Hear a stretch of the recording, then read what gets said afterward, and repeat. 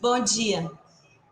Ora, estava com o microfone fechado, estava curtindo aqui com vocês essa música belíssima do Milton Nascimento, que preparamos para dizer a vocês, como ele falou, deve estar dentro do peito, essa saudade imensa de cada um de vocês, professores e professoras da nossa rede de ensino, diretores de escola, coordenadores, orientadores educacionais, secretários, merendeiras, serviços gerais, toda a equipe da Secretaria de Educação. Está aqui ao lado, bem mais perto que pensamos, o início deste ano letivo. E é assim, nesse abraço afetuoso, ao som do Milton Nascimento, que nós queremos e estamos aqui para receber vocês. No convite, a gente já colocou o broto. Então, há que se cuidar do broto, para que a vida nos dê flor e frutos. Meus queridos, o encontro de hoje marca a tradicional abertura do ano letivo da nossa rede de ensino. É um dia especial para nós. É um dia planejado pela Secretaria da Educação e aguardado muito por nós e aguardado também muito por vocês. Assim nós esperamos. Em outros momentos, nós estávamos lá na FENAC ou mesmo lá na FEVALE, no Teatro Maior do Rio Grande do Sul, que é um lugar que pode acolher toda a nossa rede de ensino. Então, hoje é um formato diferente. E nós, aqui representados por mim, pela diretora Alessandra e pela diretora Raquel, que vão aqui para a tela com a gente agora, estamos aqui para recebê-los, para dar as boas-vindas a vocês. Então, eu sei que todos já conhecem, né? A diretora Alessandra Machado, diretora administrativa da SMED, para a sua saudação, Alessandra. Sejam bem-vindos para o ano letivo 2021. Sejam todos bem-vindos. Sabemos da dedicação de cada um de vocês e temos gratidão por todo esse empenho. É o que nos fortalece hoje e nos encoraja. Desejo e almejo um ótimo ano, com muita saúde a todos e que em breve estejamos mais próximos. Uma ótima live a todos nós. Obrigada, Alessandra, pela parceria de sempre. A Alessandra tem sido uma pessoa incansável. A gente não saiu, não tirou férias, estamos aqui esperando e organizando tudo para receber vocês. A professora Raquel Becker, que com muita honra, que com muito orgulho, eu apresento a vocês como a nossa diretora de educação. A diretora de educação da Secretaria Municipal de Novo Hamburgo. Raquel, professora da nossa rede de ensino, ex-diretora de escola, e é um privilégio ter você, Raquel, e obrigada por aceitar esse convite num tempo tão desafiador como estamos vivendo. Para a sua saudação, Raquel. Obrigada, secretária Maristela, obrigada, Alessandra. Bem-vindos todos os profissionais da Rede Municipal de Ensino de Novo Hamburgo. Eu trago o desejo de um feliz e abençoado ano letivo de 2021, com acolhimento, com vínculos, mesmo com distanciamento, que estamos iniciando, e o desejo da garantia dos direitos de aprendizagem para as nossas crianças e estudantes da Rede Municipal de Ensino. Que tenhamos uma ótima live, um ótimo ano letivo. Abraço em todos. Obrigada, Raquel, Alessandra. E nessa sintonia, a gente quer dar as boas-vindas a cada um e a cada uma de vocês. Toda a nossa rede de ensino e outras tantas pessoas que possam estar nos acompanhando. Outros professores de outras redes de ensino, enfim. A live é aberta para todos e hoje a gente estará aqui com vocês, com uma convidada especial que em seguida a gente vai apresentar. Nós ressaltamos ainda a importância e a necessidade de realizar esse encontro.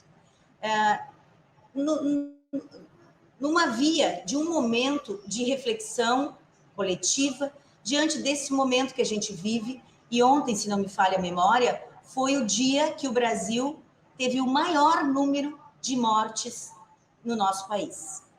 Isso não é uma brincadeira. Isso é algo sério que nós temos que entender, compreender e nos adaptar. O mundo inteiro vive um momento de extrema fragilidade. Nós percebemos as desigualdades, cada vez mais demarcadas, e algumas questões, elas se tornam fundamentais quando a educação está em pauta. Algumas questões que nós precisamos refletir nessa chegada do ano letivo 2021, do século 21. A que viemos? O que devemos pautar no ensino e aprendizagem das nossas crianças e dos nossos jovens, diante deste cenário que a gente vive? Quais os fatores estão associados às aprendizagens escolares? Como garantir a aprendizagem a todos e a cada um? De que forma essa pandemia está impactando, já impactou nas nossas propostas, num plano que a gente tinha, numa organização que a gente fez? As diretrizes educacionais, a base nacional, de que maneira a gente tem que ensinar nesse século XXI? Qual o lugar e a perspectiva da nossa profissão neste tempo tão desigual? Tem outras tantas questões, tem outras tantas pontuações que a gente vem fazendo, que cada professor faz, que os pais fazem, que a comunidade faz. Mas são perguntas que parecem básicas, mas ao mesmo tempo elas são bem complexas. Nós não temos a pretensão de responder essas questões aqui nesse debate de hoje. Este encontro, a gente sabe que uma coisa é certa: mais do que nunca, nós precisamos nos aproximar, no sentido de perceber que estamos todos do mesmo lado, que somos professores, que estamos aqui pela educação. E a atitude de cada um de nós, neste momento, repercute diretamente na vida do outro, em diferentes formas, de diferentes maneiras. Esse retorno exige muitos saberes. E é assumindo com vocês a importância de estarmos unidos, de estarmos nessa conexão, a Secretaria de Educação, as escolas, a comunidade, que nós nos dedicamos a organizar esse encontro de hoje. Nós somos mais de 1.800 professores e professoras, homens e mulheres valentes, que optaram por essa profissão docente, que acreditam na educação como possibilidade para a transformação. Mas, com todo cuidado, com todo respeito, a cada professor da nossa rede, a cada estudante, a cada família que nós abrimos esse ano letivo. Nós não retornaremos presencialmente, apesar de toda a região já ter retornado. Nós precisamos ter cautela, equilíbrio, ter flexibilidade, voltar atrás, rever a situação sempre que for necessário.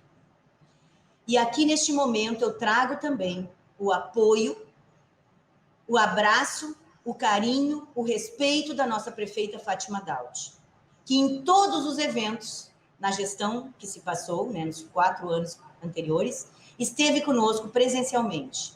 Mas, em função de outras questões que surgiram, porque ela estava agendada para estar aqui, ela foi chamada de urgência em função desta pandemia, né? Nossas agendas não são iguais, não são as mesmas, e a gente tem que seguir sendo flexíveis. A gente iniciará o ano letivo de forma remota. Certamente, seus diretores já conversaram com vocês. A grande pergunta é, meus queridos, o que e para quem nós estamos ensinando? Este é o nosso grande desafio. Este é o desafio que nós queremos iniciar fazendo a cada um de vocês. Contribuir, cada um de nós, com a sua parte de responsabilidade, para que a educação pública ocupe o seu verdadeiro lugar. Não podemos nos deixar imobilizar. Eu já disse isso aos diretores. e nem nos insensibilizar por qualquer situação que surja. Por isso, nós entendemos como fundamental este momento de reflexão com vocês, de escuta, de estudo, que não se encerra por hoje. Hoje a gente inicia esse novo debate, outra reflexão, um momento de estudo, um momento de escuta a vocês, que se estenderá por este ano letivo de 2021. O tempo exige conhecimento, exige firmeza e serenidade de cada um e de todos nós. Juntos nós vamos nos fortalecer. Nós temos certeza que podemos contar com cada um e cada uma de vocês. E para isso, para contribuir, para ajudar, para trazer o seu conhecimento, compartilhar conosco, convidamos a professora Cláudia Costin, que já está aqui no nosso estúdio, a gente chamou de estúdio. O Flávio está aí, né? Então, fazendo toda essa logística para a gente, né? Muito obrigada, Flávio. Querida Cláudia Costin, seja muito bem-vinda à nossa rede de ensino, seja muito abraçada aqui por nossa rede de Novo Hamburgo. A Cláudia Costin é fundadora e diretora do Centro de Excelência e Inovação das Políticas Educacionais da Fundação Getúlio Vargas, no Rio de Janeiro.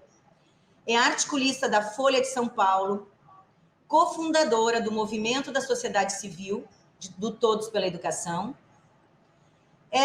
foi diretora global da Educação do Banco Mundial, foi professora da PUC de São Paulo, do Canadá, e mais recentemente ela atuou na Faculdade de Educação da Universidade de Harvard. Olha que importante, hein? É super extenso o currículo da professora Cláudia, eu estou aqui resumindo. Ela também foi ministra, foi ministra da Administração e Reforma de São Paulo, secretária de Cultura do Estado de São Paulo, secretária de Educação do município do Rio de Janeiro, é doutora em Políticas Públicas, e o que nos aproxima bastante, né? Casou com um gaúcho, né? Aqui do nosso Rio Grande do Sul, e trabalhou com Paulo Freire. Querida Cláudia, seja muito bem-vinda, obrigada por aceitar nosso convite. Bom dia. Bom dia, senhora secretária, eu é que agradeço. E há uma questão importante aí que eu gostaria de acrescentar no meu currículo, é que eu comecei minha vida profissional como professora de educação básica. E hoje sou professora universitária, mas quem é professora de educação básica nunca deixa de ser. Um prazer falar com vocês. Então, verdade, perdão, porque eu anotei isso lá nos meus rascunhos e eu acabei não registrando agora. Isso nos aproxima, isso nos identifica cada vez mais. Sem a menor dúvida. Obrigada. Bom, se posso começar, senhora secretária, a apresentação. Está com você a palavra, professora. Estamos aqui todos atentos. Muito obrigada. Bom, então, em primeiro lugar, eu queria dizer que é um prazer estar aí, mesmo que virtualmente, em Novo Hamburgo. Eu sei que nós estamos vivendo um momento dificílimo para todos nós, professores, outros profissionais de educação. Nós estamos vivendo um momento triste e desafiador.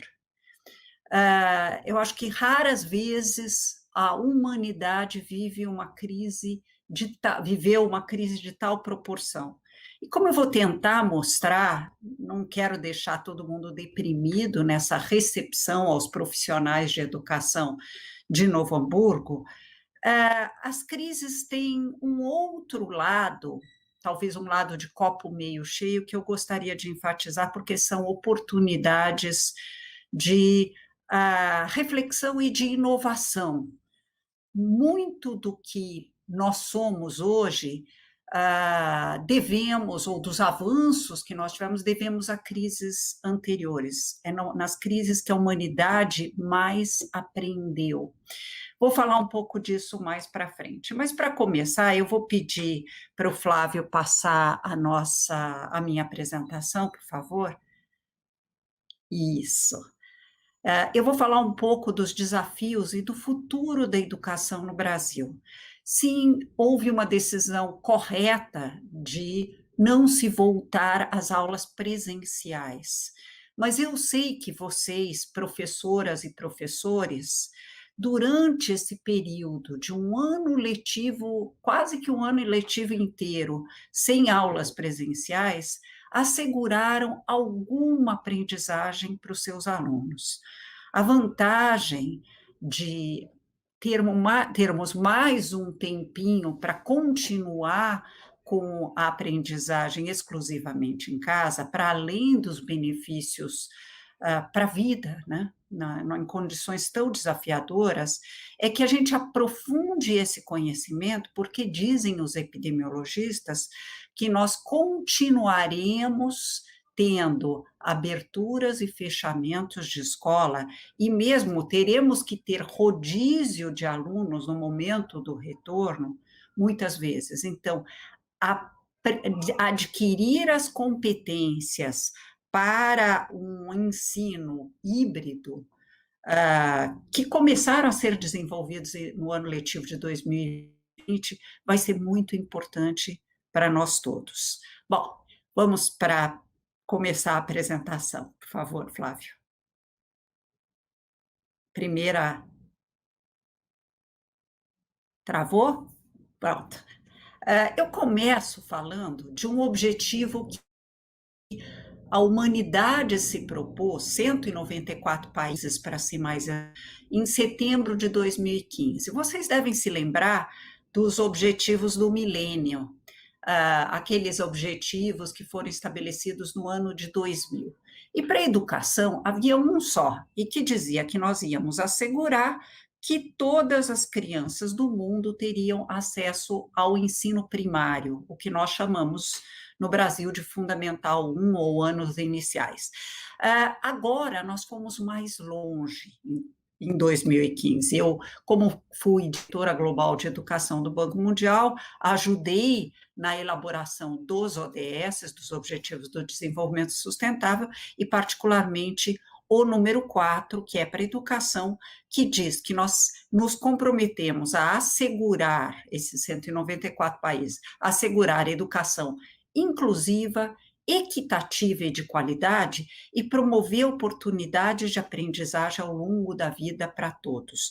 Ou seja, não basta as crianças estarem na escola, essa educação tem que ter qualidade. E quando a gente fica na dúvida do que é chamado de qualidade, vamos para a próxima.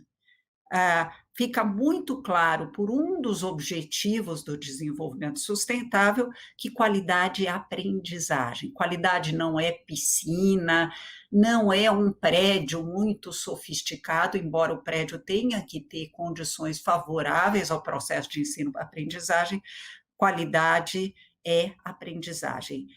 Observem aqui, nós nos comprometemos, o Brasil é um dos signatários, um dos 194 países, que até 2030, menos de 10 anos, nós iremos assegurar que todas as meninas e meninos completem educação primária, nosso Fundamental 1, e secundária, ou seja, completar o ensino médio, de qualidade livre e equitativa.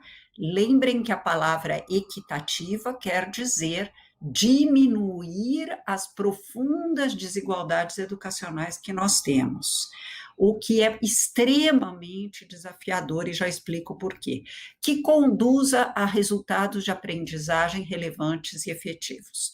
Para comentar o que isso quer dizer, eu queria me deter aqui na palavra qualidade, mostrar que qualidade para o ODS 4 são resultados de aprendizagem, como eu disse há pouco, mas não são quaisquer resultados de aprendizagem, são resultados de aprendizagem relevantes, ou seja, o que é importante para o estágio, para as necessidades daquela sociedade. Se eu for ter chance de falar isso um pouco mais para frente, se a gente pensar que vivemos o advento da inteligência artificial com uma acelerada automação de postos de trabalho, que demandam, inclusive, competências intelectuais, vocês vão entender do que eu estou falando. Tem que ser relevante para garantir tanto empregabilidade ou capacidade empreendedora, quanto uma cidadania empática, que é algo que nós precisamos demais nos tempos que nós vivemos. E eu me lembro, toda vez que eu vejo essa palavra relevante associada à aprendizagem, eu me lembro da minha escolaridade. Eu tenho 65 anos, estudei nos anos 60, eu queria até lembrar vocês que no final dos anos 60, lembram que às vezes dizem, pergunte para sua avó como era a educação no tempo dela, a escola pública, que era muito boa, agora acabaram com tudo. Eu queria lembrar que no final dos anos 60, quando eu estudei, só 40% das crianças estavam na escola, né? O Brasil, assim como a Coreia, em 1930, tinha só 21,5% das crianças na escola. Quando chegou no final dos anos 60, a Coreia já tinha universalizado o acesso ao ensino primário, e nós ainda tínhamos só 40% das crianças na escola. O nosso grande desafio como país é garantir que todos aprendam, especialmente, e aí a importância da palavra equitativa, especialmente aqueles que só têm a escola com que contar para ampliar seu repertório cultural, para poder exercer uma cidadania empática, como eu disse há pouco, para poder ser independente. Vamos para a próxima. Outra meta importante é a de que até 2030, isso é uma das 10 metas do ODS 4, nós vamos assegurar que todas as meninas e meninos tenham acesso a programas de primeira infância de qualidade. Observem que aqui, apesar de ser o ODS de educação, nós estamos falando em programas de primeira infância e não educação infantil. Por quê? Porque a primeira infância é o período em que é mais importante ainda a intersetorialidade, que é tão relevante ao longo de toda a escolaridade, mas na primeira infância isso é essencial. Saúde, educação e assistência social tem que estar em permanente diálogo para que se construa uma educação infantil de qualidade. E, embora aqui também se fala em educação pré-escolar, e é curioso, porque se fala em educação pré-escolar associando a prontidão para o ensino primário. E nós, no Brasil, vemos com um certo problema isso. Por quê? Porque antigamente, os mais velhos aqui provavelmente se lembram, se falava de um exame de prontidão para o primário. Para quem nunca ouviu mãe ou vó, e eu sou vó, contando essa história, era uma história que era contada, a criança tinha que saber contar a mesma história, e isso excluía. Aqui nós estamos usando a palavra estejam prontos de outra maneira, é que, sim, a educação infantil é uma etapa em si só, mas cada etapa de escolaridade é fundamental para transicionar para a próxima, ou seja, nós temos que prestar atenção nas transições. E não é errado pensar em uma introdução lúdica ao processo de alfabetização na pré-escola, desde que ela não implique em escolarização. Isso a Magda Soares vem falando bastante, a própria Emília Ferreiro falava da importância de se colocar a criança imersa em ambiente letrado desde a etapa de creche. Vamos para a próxima. Bom, tendo falado dos ODSs, o que o Brasil combinou de oferecer junto com os outros 193 países para suas crianças e jovens, Vamos olhar para a nossa situação real pré-pandemia. Como é que nós estávamos no período imediatamente anterior à pandemia? Nós vamos ter que ser verdadeiros com nós mesmos. Infelizmente, nós vivíamos uma crise de aprendizagem. Se eu pegar os dados da Avaliação Nacional de Alfabetização de 2016, que era censitária, ou seja, era aplicada para todos, a gente observa que há um problema complicado para ser em termos de equidade e de aprendizagem, que é o fato de que quase 55% das crianças saíam do terceiro ano do ensino fundamental, quase com 9 anos, vamos ser honestos, analfabetas, não concluíam sua alfabetização inicial. Ora, enquanto boas escolas particulares estão conseguindo alfabetizar na pré-escola, e às vezes até num processo equivocado, no terceiro ano do ensino fundamental, as escolas públicas, na média brasileira, não estão conseguindo alfabetizar, tem algo profundamente errado nisso. Porque no começo, né, todos os especialistas na ciência da aprendizagem comentam, é muito mais fácil nivelar as diferenças de origem socioeconômica. Por que nós não estamos conseguindo alfabetizar? E eu vou levantar 2 hipóteses para a nossa reflexão. Uma delas, baixas expectativas de aprendizagem em relação às crianças mais pobres. É como se a gente inconscientemente estivesse mandando uma mensagem para essas crianças de que elas não são aptas a aprender. E não tem nada no cérebro de uma criança pobre que impeça de se alfabetizar. A segunda é que provavelmente a gente adota abordagens erradas.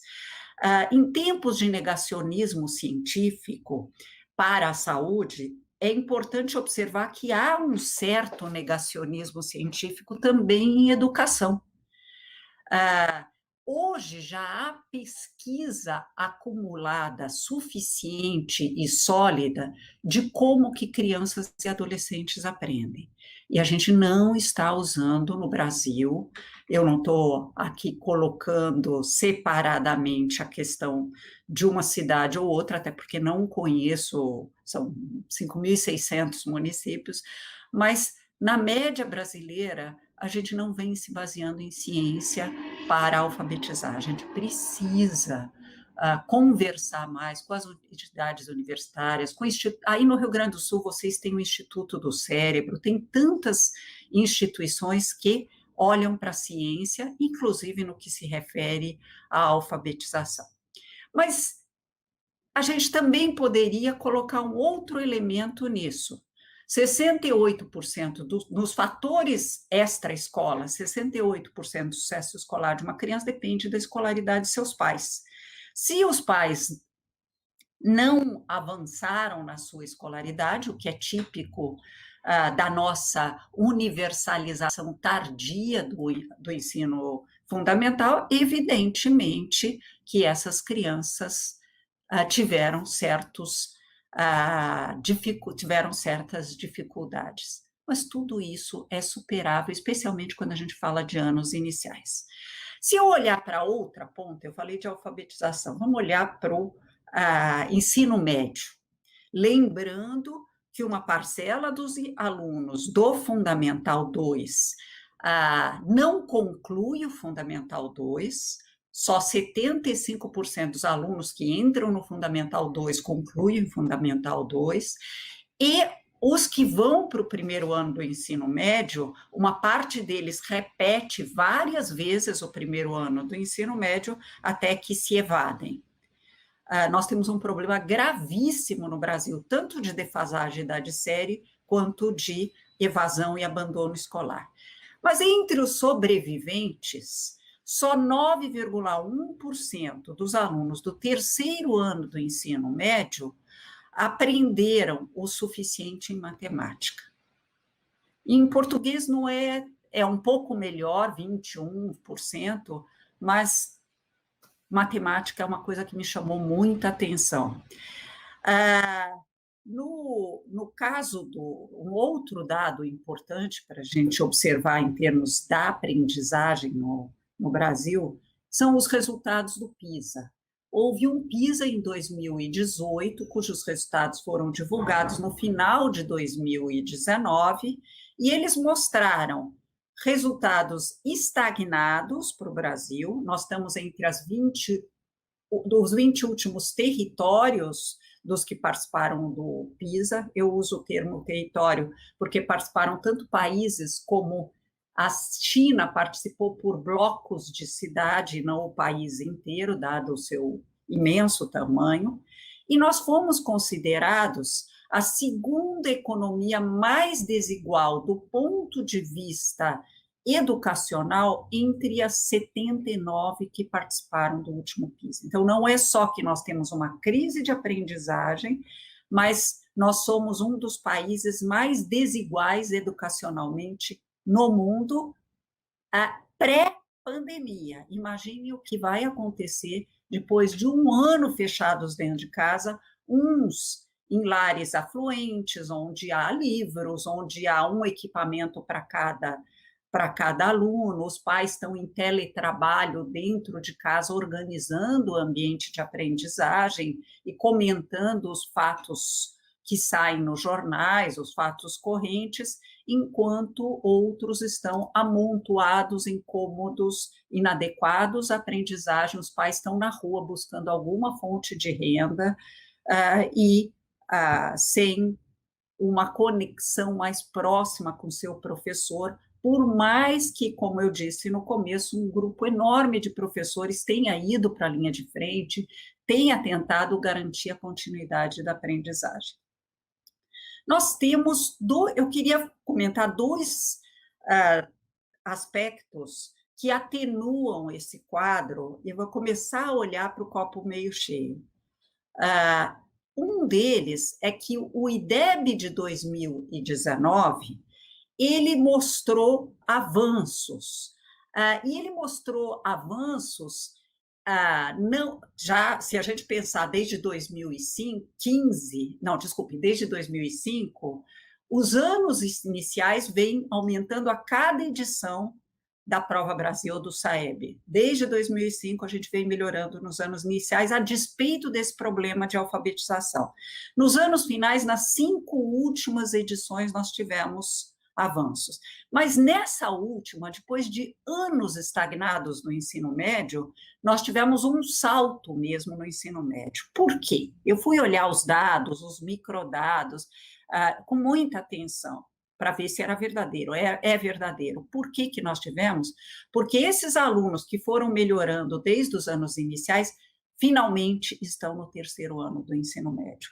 E de fato, algo nós estamos fazendo de forma correta que está levando a que as coisas melhorem. É muito importante não olhar só para o que a gente faz de errado, mas olhar também para o que a gente faz de certo, para a gente não mandar embora a criança junto com a água do banho. Muitas vezes, no esforço de melhorar a qualidade da educação, a gente corre o risco de jogar fora estratégias que ainda não amadureceram. Mas o que nós precisamos fazer em educação é pisar no acelerador das melhorias. Como é que se faz isso? De uma série de maneiras, mas eu vou dar uma pista sobre a visão que tem que estar por trás.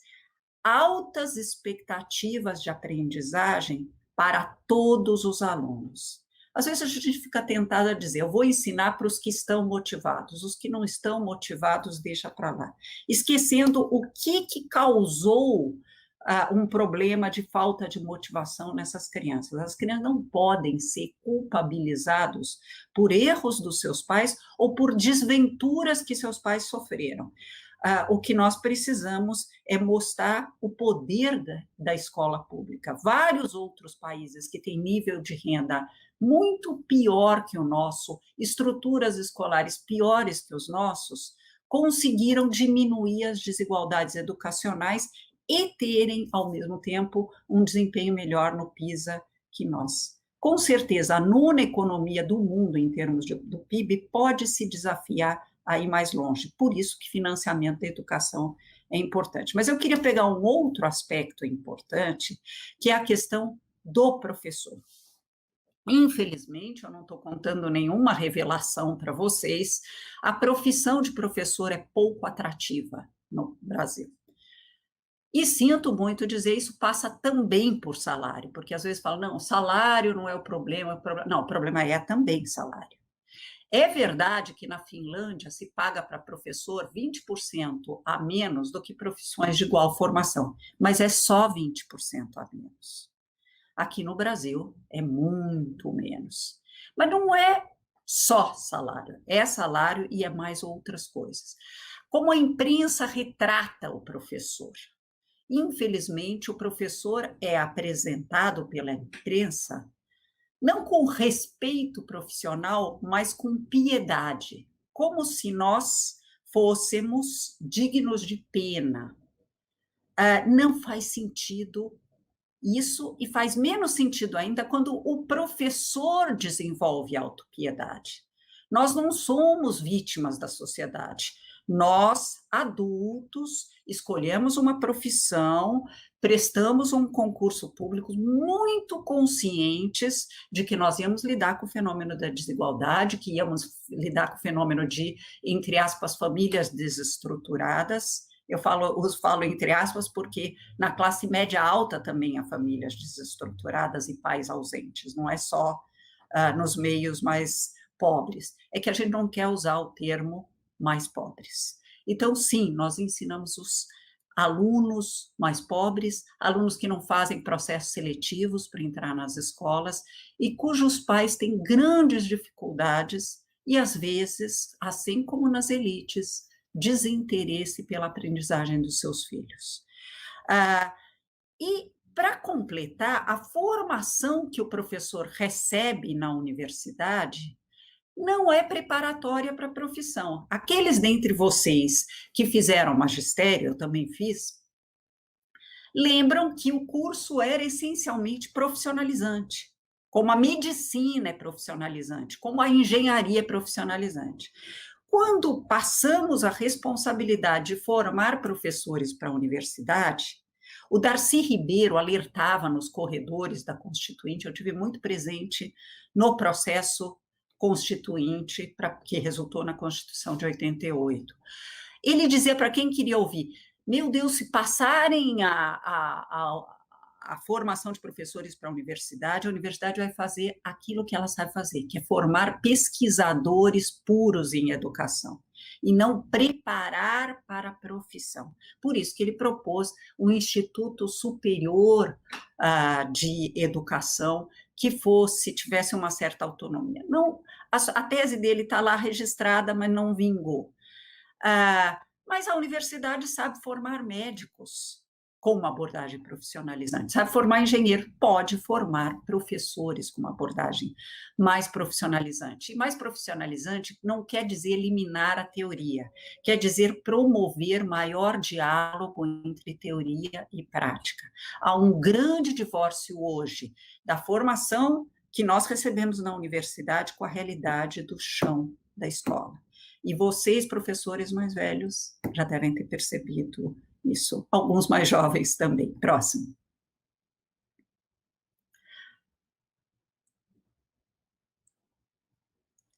Bom, eu falei dos avanços no IDEB, e aí eu pensei que todo mundo fala, vai ver o que a Finlândia faz, o que a Coreia faz, e eu pensei, vou olhar os dados do IDEB e ver quem se saiu bem e o que eles fizeram que, eventualmente, uma parte do Brasil não está fazendo. Então, olhei para os municípios que mais avanços tiveram no IDEB. O que eles tinham que os outros, eventualmente, tinham de forma mais frágil? Em primeiro lugar, um currículo claro. Todos falam, não só no Brasil, mas no mundo, de Sobral.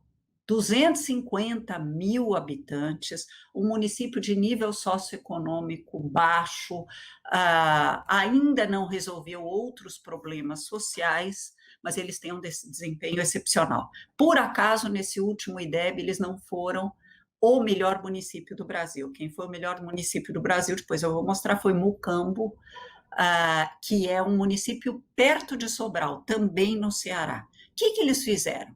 Eles primeiro tinham um currículo claro, alinhado com a Base Nacional Comum Curricular. Ai, mas a base tem problemas, tem desafios, sim.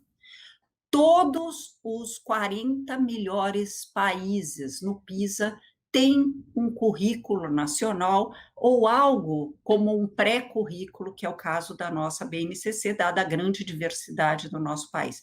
Ou seja, os direitos de aprendizagem dos alunos estão claramente estabelecidos. O currículo, claro, não é uma condição suficiente, mas é uma condição necessária para haver um bom processo de ensino. Monitoramento dos dados. Eu falei há pouco sobre negacionismo científico na saúde, vamos falar na educação. Como é que a gente olha para a ciência no campo da educação? É muito fácil uma visão muito poética de educação. Eles sabiam, as crianças estavam bem porque elas estavam muito felizes, não estavam aprendendo, não estavam se alfabetizando, mas estavam muito felizes. Isso não é aprendizagem. Não estou dizendo com isso que as crianças não tenham que ser felizes, mas tem que se monitorar os dados de aprendizagem, porque nós, seres humanos, somos propensos ao auto-engano. Outra coisa fundamental que esses municípios fizeram foi focar em aprendizagem. Então, toda a comunidade escolar em cada escola e mais a rede, nós vivemos a sociedade em redes, como fala o Manuel Castells, nós temos que olhar para as redes de escolas em colaboração, estão focadas em aprendizagem. Eles fazem avaliações formativas unificadas regulares. Em vez de cada professor só fazer suas provas ou avaliações, eles têm também avaliações em rede, a cada 2 meses ou a cada 3 meses. Essas avaliações em rede servem para a gente discutir, puxa, mas por que o quarto ano A teve um desempenho desse tipo e o B não? O que será que uma professora pode aprender com a outra? Por que essa escola que está localizada numa favela, teve um desempenho tão bom, e a escola que também está localizada na mesma favela, atendendo a mesma clientela, não teve? O que uma escola pode fazer para ajudar a outra? Pensar colaborativamente. E elas tinham todas material de apoio ao professor de boa qualidade. Próximo.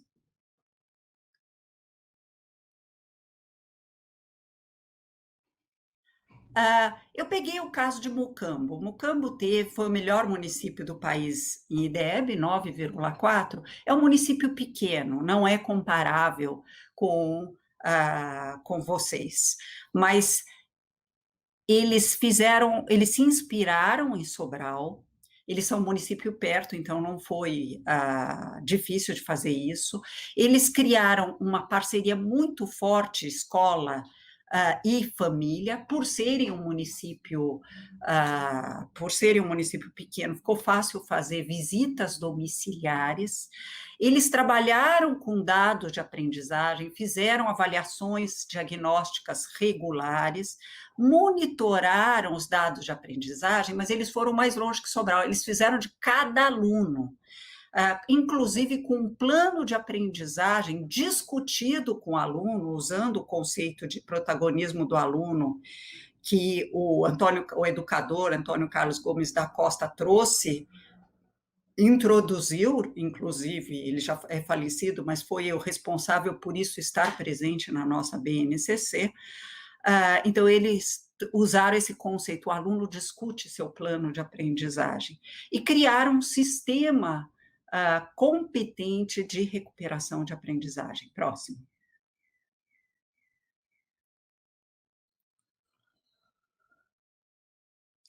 Bom, Tendo dito isso, como é que se organiza melhoria contínua em aprendizagem? Eu falei para não mandar embora a criança com a água do banho, que há melhoras que são lentas. Como é que a gente pode pensar dentro de cada município, cada estado e cada país a melhoria em aprendizagem? Em primeiro lugar, estabelecer resultados claros a serem alcançados por toda a rede e pactuá-los. Educação é uma área por excelência de colaboração entre todos, diretores colaborando uns com os outros, diretores criando um clima ou uma cultura de colaboração dentro de cada escola, estabelecendo resultados claros a serem alcançados. Ter um currículo claro dentro de cada município e atuar em rede. Monitorar continuamente a aprendizagem, mas não adianta só monitorar na rede. Então, a secretária monitora, não. Cada diretor deveria fazer uma reflexão sobre o que está acontecendo com os seus coordenadores, orientadores pedagógicos e com os professores. Todos deveriam saber em que estágio nós estamos na rede. Eu visitei inúmeras escolas em Sobral e eu conversava com professores sem ter secretário do lado, sem ter ninguém, e eu fiquei impressionada como eles conseguiram alinhar os objetivos em torno dos resultados a serem alcançados e em torno de em que estágio cada escola está com seus desafios.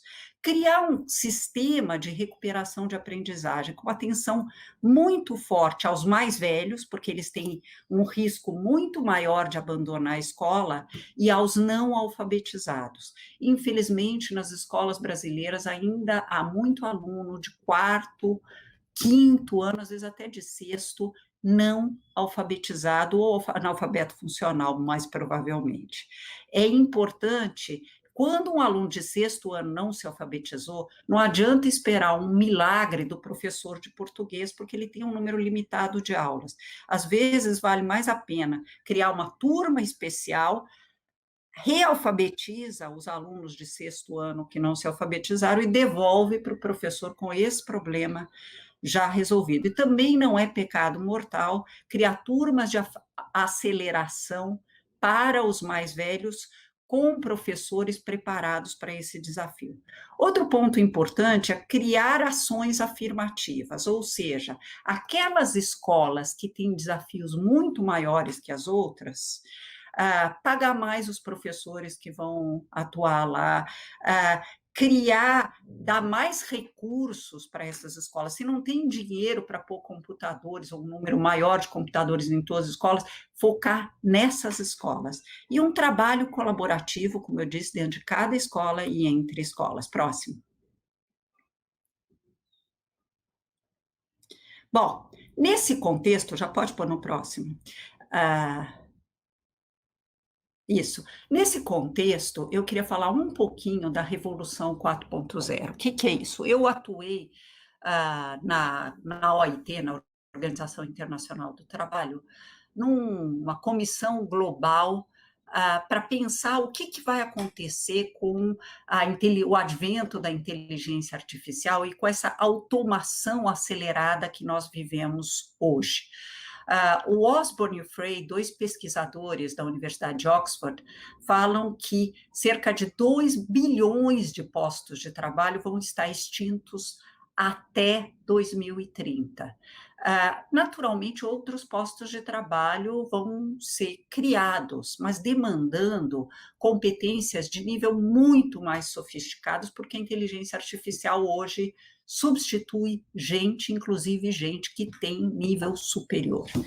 Nesse contexto, a primeira decisão como país que a gente tem que fazer é evitar a todo custo o abandono escolar, a todo custo, porque não ter nem o ensino médio completo aumenta brutalmente as chances de crescimento da desigualdade social e de os jovens irem buscar alternativas na chamada economia, para usar um eufemismo para falar de criminalidade e outras questões, E nas escolas, desde a primeira infância, começar a ensinar as crianças a desenvolver competências de nível mais sofisticado, como aprender a pensar, a ser um pensador autônomo, não é decorar a visão de mundo do seu professor, é ser pensadores autônomos, aprender a ter pensamento sistêmico, pensamento crítico,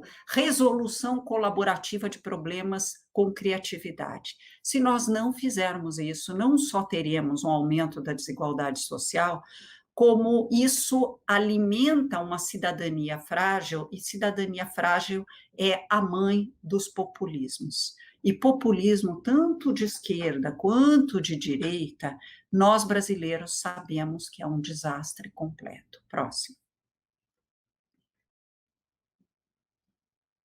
Bom, frente a esses riscos que o Brasil e o mundo vivem, o que os países que têm bons sistemas educacionais vêm fazendo? Primeiro deles é o que eu falei há pouco, foco em resolução colaborativa de problemas e em criatividade, em colocar as disciplinas em diálogo e ensinar crianças a trabalharem colaborativamente, resolvendo problemas e prototipando soluções. Isso não é sinônimo, desculpe, de fazer trabalhos em grupos, é ensinar a fazer trabalhos em grupo com competências complementares e com disciplinas em diálogo. A personalização do processo de ensino. Aí vocês vão me dizer, mas com uma sala com 40 alunos, como é que eu personalizo o processo de ensino? Não dá, evidentemente, mas hoje a tecnologia já vem sendo usada para apoiar a ação do professor no processo de personalização. Hoje há plataformas adaptativas que identificam exatamente qual é a insuficiência de aprendizagem daquele aluno e direciona o aluno para uma aula digital, muitas vezes com uma solução gamificada, que resolve aquele problema, de forma que um professor pode ter alunos da mesma idade e em estágios diferentes na sua trajetória de aprendizagem.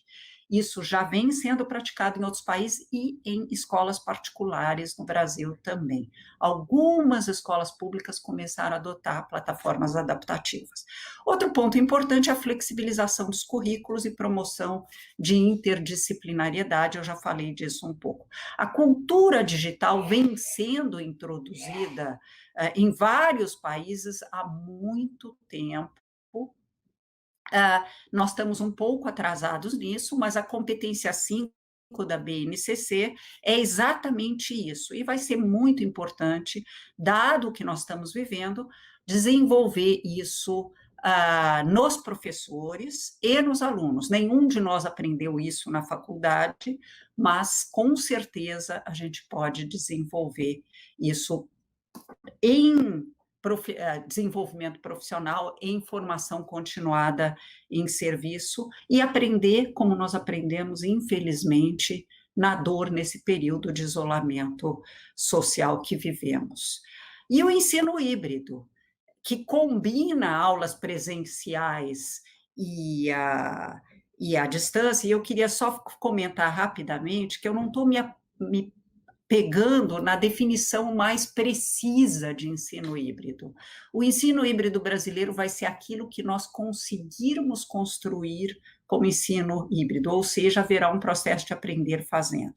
As competências para o século XXI ganharam muita importância no mundo todo, e especialmente nesse período eu pensei 3 que foram fundamentais e que nossos alunos acabaram desenvolvendo nesse período, que é a adaptabilidade. Nós todos tivemos que nos adaptar a circunstâncias muito diferentes. Ora, isso é uma competência fundamental para essa revolução 4.0, para esse período de profundas transformações. Não dá mais para a gente dizer desse jeito, é desse jeito que eu farei para o resto da minha vida.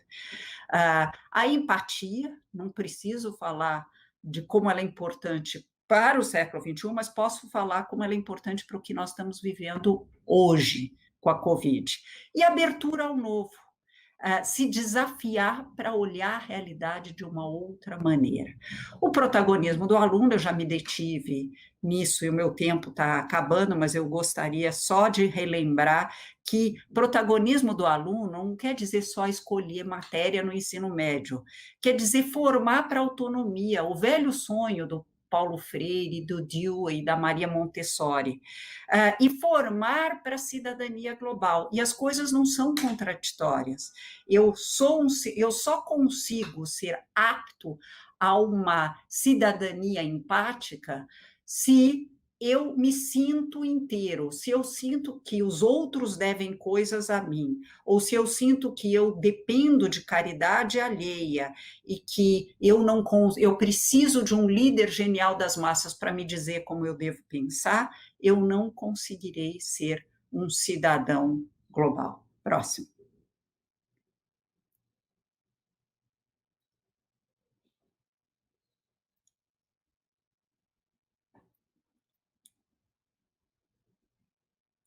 Bom, nesse contexto, eu fiz uma reflexão sobre o que é ser professor nesses tempos de mudança.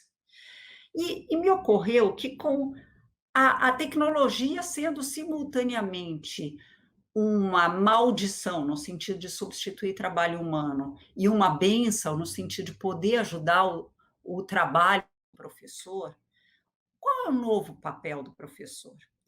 E cada vez mais é deixar de ser um mero fornecedor de aulas expositivas para ser muito mais um assegurador de aprendizagem e um pesquisador. Por que um assegurador de aprendizagem?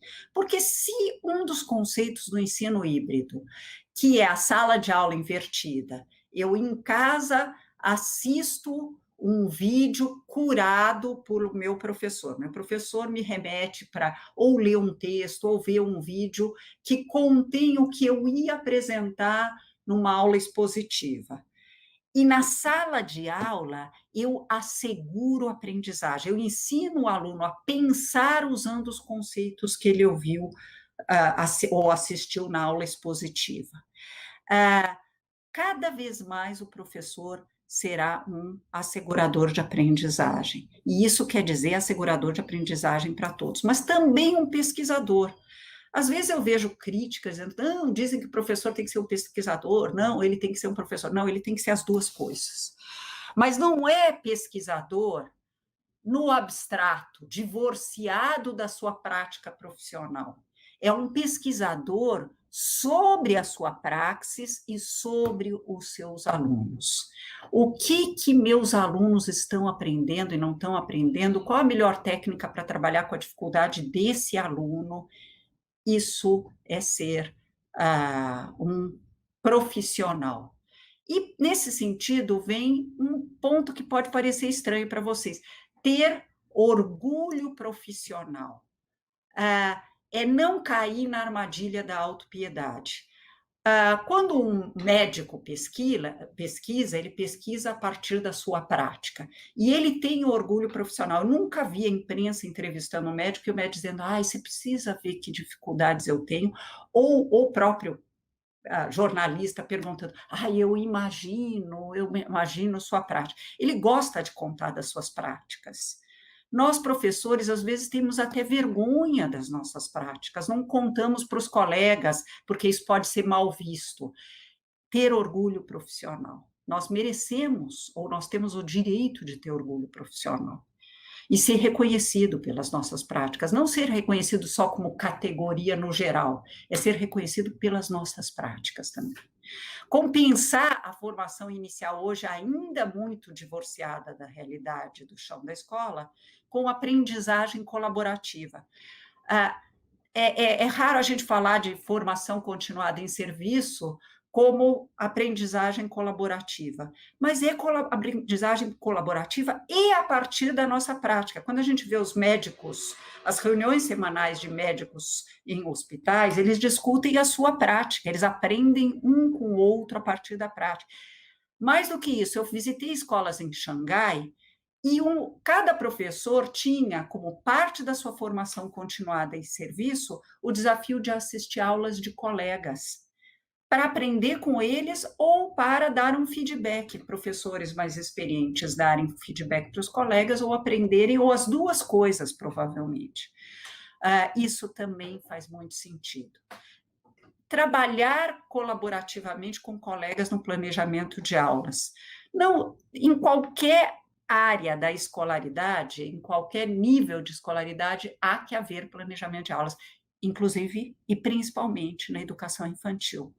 É muito mais desafiador fazer planos de aula na educação infantil do que nos outros níveis de escolaridade. E é importante que isso seja feito colaborativamente com colegas. Aprender em time e, no time, desenvolver as competências para o século XXI. Também os professores precisam desenvolver as competências ditas socioemocionais. O professor também precisa lidar com persistência, garra, empatia, resiliência, e vai.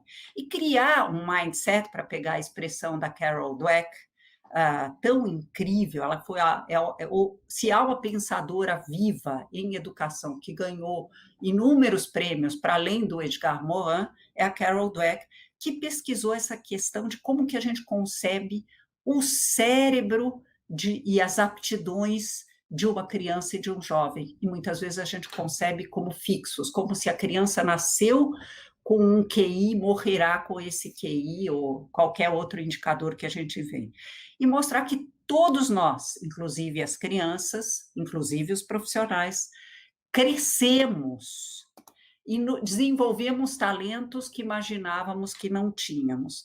Então, criar um mindset de crescimento é muito importante, mudar a relação que nós temos com o erro.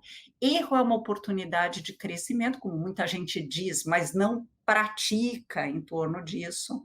E usar uma técnica que uma grande professora, Deborah Ball, usa, que é: quando um aluno erra, não diga imediatamente está errado. Quando fala, pergunta para o colega do lado como você acha que ele raciocinou para chegar a esse resultado. Ou diga você mesmo, aluno, como que você raciocinou, para a gente poder trabalhar a partir desse erro e criar novas oportunidades de aprendizagem.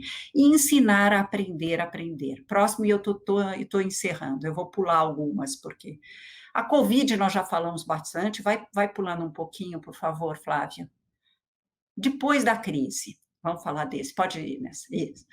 Eu queria lembrar que no começo eu falei que crises são oportunidades, não são só momentos de profundo sofrimento, porque eles permitem quebras de paradigma. Quando a gente vive uma crise do tamanho que nós estamos vivendo, a gente é desafiado a sair da nossa zona de conforto.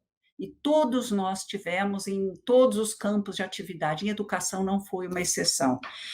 De uma maneira ou de outra, houve uma aceleração da inclusão digital, tanto de professores como de estudantes. Eu não esqueço que no Maranhão, um dos estados mais pobres do país, 61% dos alunos de nível médio estiveram sistematicamente na plataforma digital que eles criaram, com seus celulares. A rede ofereceu pacote de chip para eles poderem participar, mas estiveram. Os professores aprenderam a dar aula na plataforma digital e os alunos aprenderam em cursos muito organizados? Lógico que não deu tempo para isso, ninguém sabia o que estava acontecendo. E essas competências digitais vão acabar entrando na formação de professores, tanto a inicial quanto a continuada. Daí a urgência a trabalhar não só o uso da tecnologia, mas também metodologias ativas e ensinar os alunos a prototipar soluções, que é o outro lado do ensino híbrido. Além disso, do ponto de vista de ativismo social do setor de educação, a conectividade das escolas e até das residências dos alunos entrou para a agenda. A Malásia é um país que há cerca de 8 anos colocou conectividade de todas as residências como uma agenda nacional. antes, pré-pandemia, bem pré-pandemia. E hoje foi muito mais fácil. O Uruguai, vocês estão perto do Uruguai, o Uruguai também é um país que trabalhou o Plano Ceibal, que muita gente criticou. Eles colocaram a conectividade com muita ênfase e o acesso a equipamentos progressivamente foi construída nessas condições. E algumas das competências que foram desenvolvidas entre os alunos na pandemia vão ser úteis depois, como adaptabilidade, abertura ao novo, resolução colaborativa de problemas que aconteceu dentro de casa e autonomia. Vamos para a próxima e a outra.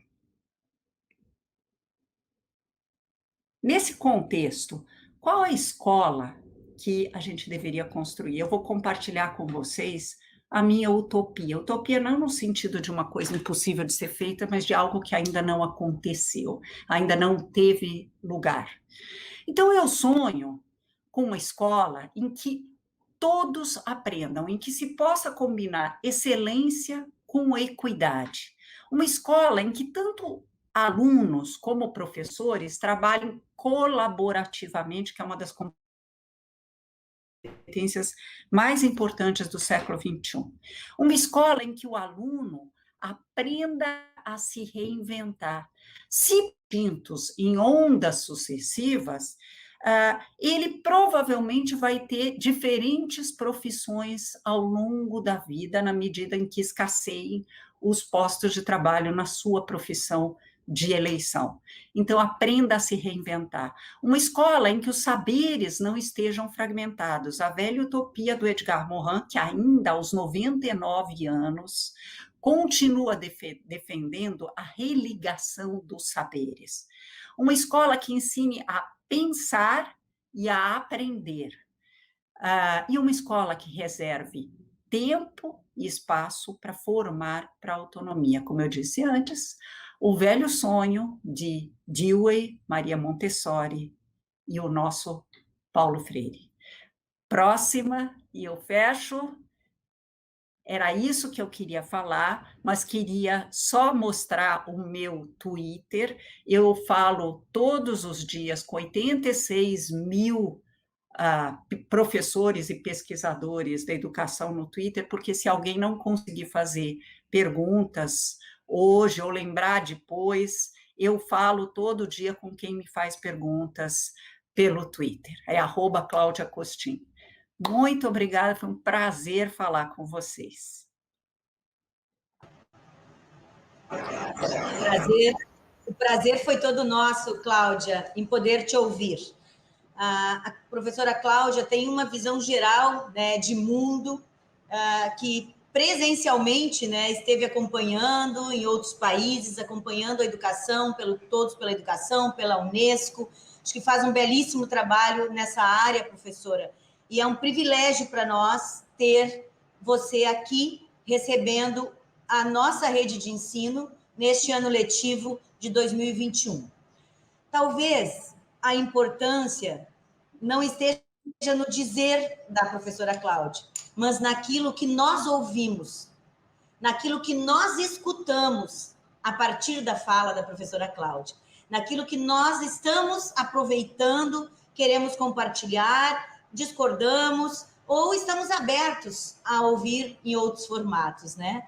As estatísticas, os índices, eles são de extrema importância. Ainda essa semana aqui, nós, algumas pessoas aqui da Secretaria de Educação, acompanhamos, junto a um estudo de Ribeirão Preto, que fez um estudo profundo, né, nos resultados, então, de Ribeirão Preto, e está sendo debatido por uma cátedra, né, fugiu o professor agora, mas da cátedra da USP. Então, a gente está entrando neste... Naomar. Eu sou do conselho da cátedra. Tá bem. Então, a gente está participando, estamos entre 18 municípios do Rio Grande do Sul, também para pensar neste estudo. Então, olhar para os índices é importante para olhar para dentro da nossa rede, olhar para as coisas que estão acontecendo e o que nós podemos fazer enquanto protagonistas. né? Acho que a professora destacou muito bem o nosso papel, o papel de cada professor e professora, né, de ter orgulho da sua profissão, né, de ser protagonista, de ser reconhecido pelas suas práticas. Também como classe, né, também em valorização, em salário, não há dúvida disso, mas principalmente pelas suas práticas. E quero te dizer, professora, que temos uma professora nota 10 aqui na nossa rede, Uau. né, que ganhou já um prêmio nacional, Desculpe, mas coordenei, não só focando nisso, é um reconhecimento da prática. E os nossos índices... Oi? Não, eu ia falar que eu presidi a Os nossos índices mostram que os nossos professores têm feito... Não, eu só estava dizendo que eu coordenei o prêmio professor. Não estou ouvindo, 10, mas... Eu coordenei o prêmio Professor Nota 10 durante alguns anos, é isso que eu estou dizendo. Ah, certo. Ok. Deu uma falhada, não estava ouvindo. Enfim, para a gente adiantar, né, eu sei também do seu tempo, do seu horário, tem várias questões aqui que perpassam, né, esse debate, que a gente poderia seguir com essa conversa, com várias questões também que os professores trazem, mas no que se refere às competências do século XXI, dessa adaptabilidade que você fala, dessa abertura ao novo, desse novo mundo do trabalho que exigem profundas transformações. O nosso aluno não sabe a profissão do futuro. Então, esse ensinar a pensar para este lugar que nós não sabemos ainda que lugar é este, onde vai dar, como será. Então, que estratégias, professora? Que caminhos nós podemos estar pensando a fim de colocar em ação a escola que ensina a pensar? A gente já trabalha, né, com o ensino pela pesquisa, mas então a gente quer ouvir um pouco assim. E quais as habilidades e competências são necessárias para desenvolver essa cidadania empática que você falou em determinados momentos, né, da sua palestra? Como a escola pode contribuir nesta cidadania empática? Considerando, né, também as tecnologias como maldição, você usou, ou como solução, né? Essa cultura colaborativa entre professores, equipe diretiva, as famílias que têm participado muito, né?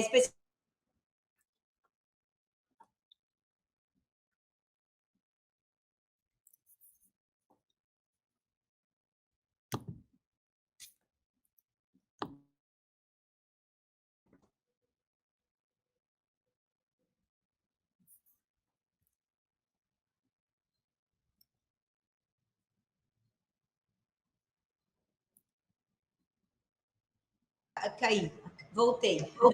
Professora, deu para ouvir? A internet aqui está caindo. Tá. Então, por favor. Então, é uma pergunta muito ampla e eu vou tentar trabalhar um pouco com aquilo que eu ouvi. Em primeiro lugar, como é que a gente desenvolve competências do século XXI nos alunos? Primeiro, desenvolvendo em nós próprios.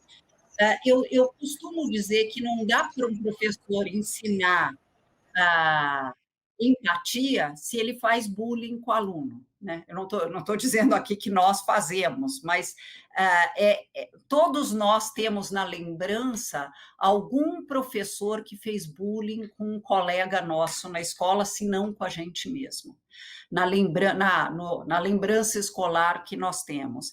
Então, desenvolver em si próprio persistência e garra é, por exemplo, juntos discutirmos alunos que estão na beira de abandonar a escola. Como é que a gente faz para que ele não abandone?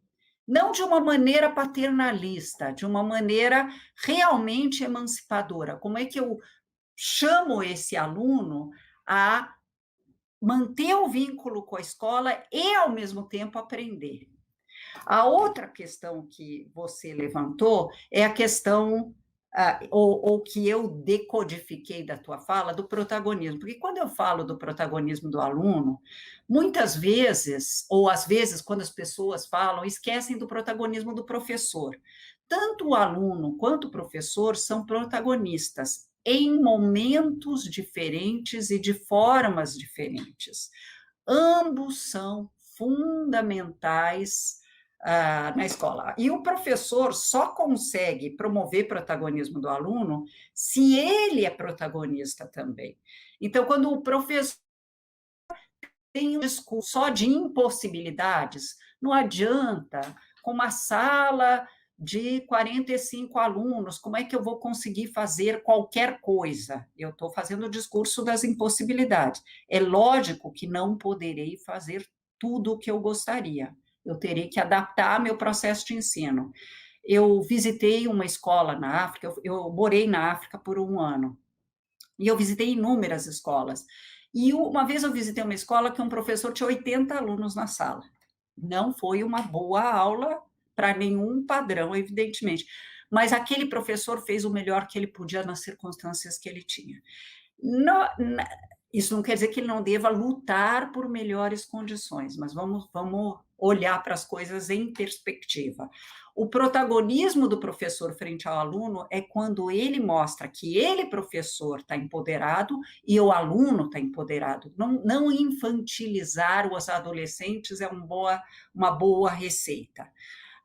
Com relação ainda das estratégias que você levantou, secretária, para construir uma escola que ensine a pensar, é uma escola em que, quando se lê um texto, a gente não passa, eu vou falar uma coisa que eu sei que vocês não fazem, mas só para deixar mais claro num curto espaço de tempo. Aí passa o questionário que vem já no livro didático. Evidentemente que isso não ensina a pensar. É chegar para os alunos e falar, bom, eu sei que vocês têm se informado, vou dar um exemplo atual, sobre a Covid, e imagino que vocês têm refletido como é que um vírus faz mutações. O que vocês pensaram sobre isso? Eu não estou dando as respostas, eu, professora de ciências, não estou dando as respostas, eu estou fazendo pensar. Quando, em vez de eu dizer a minha posição política sobre um fenômeno, eu interrogo sobre como eles leram algo que ocorreu quando eu dou aulas de história ou aulas de geografia, em vez de dar a minha resposta. Não quer dizer que deveria ser proibido dar a minha resposta. Quer dizer que eu tenho que induzi-los a primeiro exercitar o pensamento. E isso pode ser praticado no grupo de professores também. Com relação especificamente à cidadania empática, eu custei a chegar nesse conceito. É a ideia de que ser cidadão não significa necessariamente ser empático. Vou dar exemplos das redes sociais. Eu falei do Twitter, eu estou lá todo dia e dialogo com os professores. Quantas vezes um colega não ouve o que o outro colega disse, não tem empatia com o seu colega que pensa diferente. Eu preciso entender por que ele pensa diferente. Ele pode estar partindo de um outro pressuposto. E isso eu posso ensinar para as crianças a respeitar a posição do outro e, ao mesmo tempo, isso não quer dizer que eu preciso concordar com aquele que eu respeito. Significa que eu farei perguntas sobre os pressupostos que ele está adotando no seu processo de reflexão. A outra coisa é levar os alunos a fazerem ações comunitárias. Eu acho que mão na massa é a melhor forma de aprendizagem.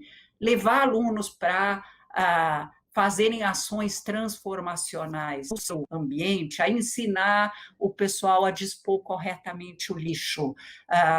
Nas favelas do Rio, que eu percorri muito, o lixo é disposto de qualquer maneira, nas favelas de São Paulo também. A Débora Garófalo virou uma das 10 melhores educadoras do mundo com um projeto que começou com levar seus alunos da disposição do lixo na favela no entorno de Campo Limpo, em São Paulo. E a partir daí, sucata, como é que trabalha-se robótica de sucata? Então, ela transformou de novo, para usar a linguagem bíblica, uma maldição em uma bênção. Então, você pode usar a tecnologia para isso, você pode usar uma atuação comunitária, mas você me perguntou, só para finalizar, a questão da colaboração, de criar uma cultura colaborativa e famílias. Primeira coisa, cultura colaborativa dentro de uma escola.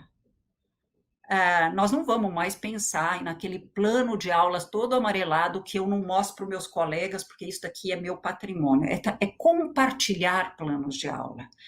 Há professores que têm aulas fabulosas, e eles têm vergonha de contar que têm, ou não compartilham, ou ainda, eles sabem se compartilhar, eles vão sofrer críticas em vez de algo de celebração junto. Não dá para ter competição disfuncional entre professores. Então, um diretor que cria um clima para que, no tempo de atividade extra-classes, os professores se reúnam e pensem juntos, não conselho de classe, não é na hora de decidir quem no fundo vai ser reprovado, mas para pensar em estratégias mais efetivas a partir da prática. Isso funciona muito bem. E a família? Ora, se tem outra coisa de copo meio cheio que a pandemia trouxe, foi uma conexão melhor com as famílias. Nós, vamos ser honestos, nós professores usamos uma linguagem de gueto que afasta as famílias, ao nos comunicar, especialmente com as famílias mais vulneráveis. É fundamental falarmos a mesma língua da família. Sim, nós temos familiares que são desafiadoras, mas temos também familiares que gostariam de contribuir, mas têm vergonha de falar o que eles pensam para a escola, ou que quando eles fazem críticas, nós recebemos mal as críticas que eles eventualmente nos fazem. Criar um diálogo menos armado com as famílias, nós aprendemos a fazer durante a pandemia, e que esse aprendizado fique para sempre. Afinal, nós todos amamos essas crianças e queremos o melhor para elas, familiares e professores, até outros profissionais da educação. A gente pode ter um processo muito mais construtivo e empático com todos. Excelente, professora. Temos outras questões que aparecem aqui no chat, mas a gente observa também a satisfação do nosso público, né, destacando a sua presença aqui, a sua fala e as questões que você trouxe para a gente debater. Acho que para encerrar, professora, em um breve momento, ainda fazer uma referência à relevância na formação dos nossos professores para este tempo de pandemia. E para encerrar a sua fala, e fazer um destaque maior na importância desse protagonismo, na importância dessa intencionalidade pedagógica, que não poderá nunca ser substituída por nenhum tipo de tecnologia, por mais de ponta que seja, né? Mas não será substituído. Então, para a sua fala final, e daí a gente encerra. Tá bom. Então, primeiro, a formação de professores é fundamental. Como eu disse, infelizmente, a formação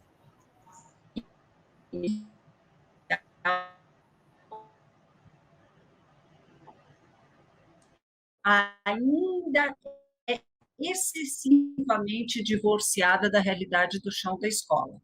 Se estão me vendo, por outro lado, estão me vendo isso. Por outro lado, nós temos uma coisa. O Nacional de Educação já publicou a nova base docente,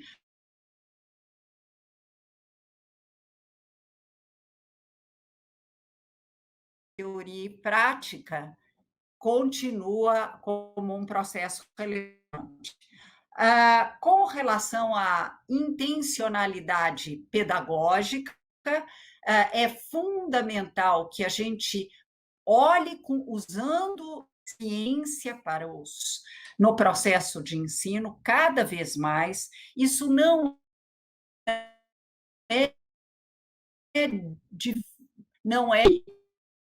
nos atualizar continuamente, ou em outros termos, falar de uma forma mais poética, sermos eternos aprendizes dentro da nossa própria profissão.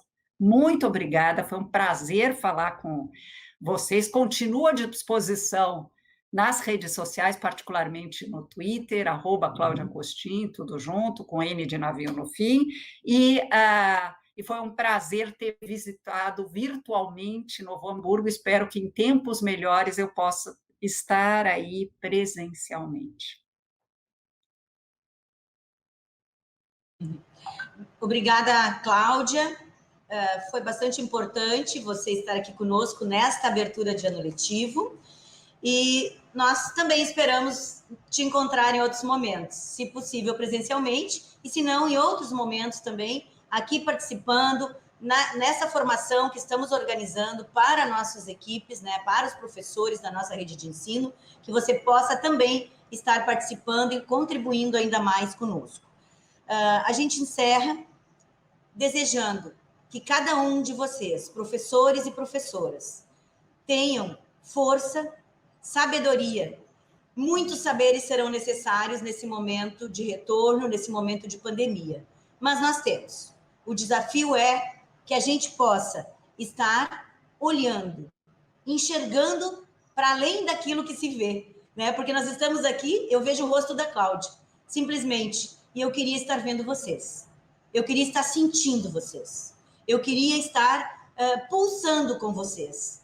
Isso nos motiva, isso nos aproxima, isso nos dá força. Mas, apesar de que não estamos nos vendo presencialmente, eu sinto que estamos numa mesma linha de trabalho. Estamos unidos e queremos, todos nós, buscar sempre maior qualidade para a educação de Novo Hamburgo. O nosso foco é o nosso aluno aprendendo.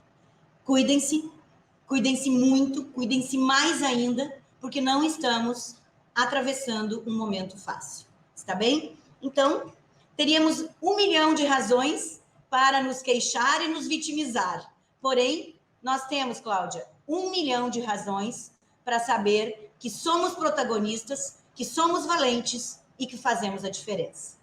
Afetuoso abraço em cada um de vocês.